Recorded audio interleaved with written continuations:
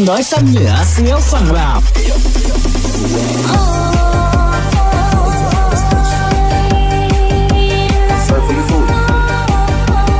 เอามาแจ้งความเรื่องแต่งร่างเสีย จัดไปกับทีมงานเสือภูเขา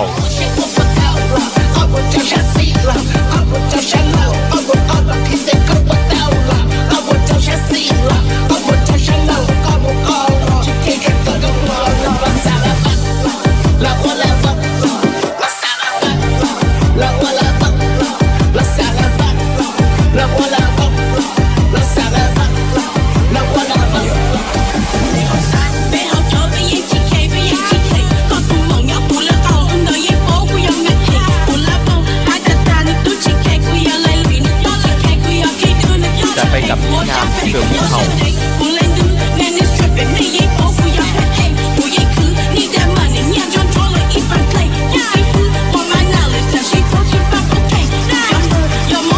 จัดไปกับทีมงานเสือภูเขา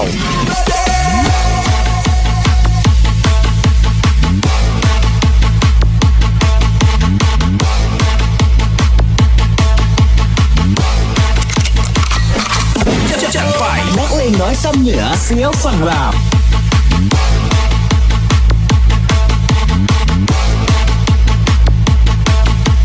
นายปกป้องเรารอปกป้องนายไม่ให้ใครแตะกายเพราะนายคือเพื่อนเรา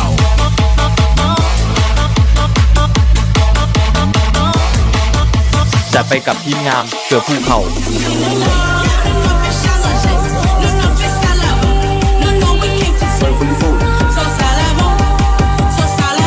จัดไปกับทีมงานเสือภูเขานักเลงน้อยซ้ำเหนือเสี้ยวฝั่งลาว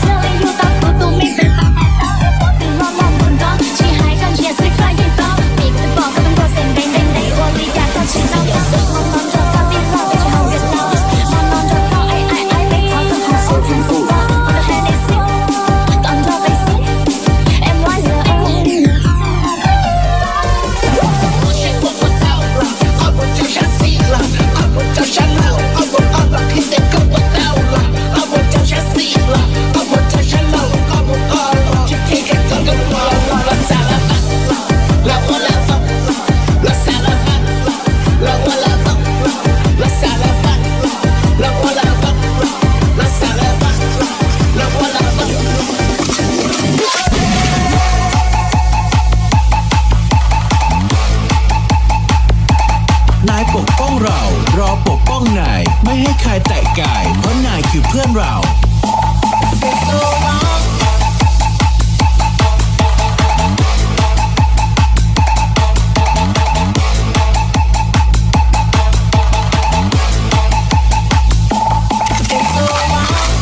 จัดไปนักเลงน้อยซ้ำเหนือเสี้ยวฝั่งลาว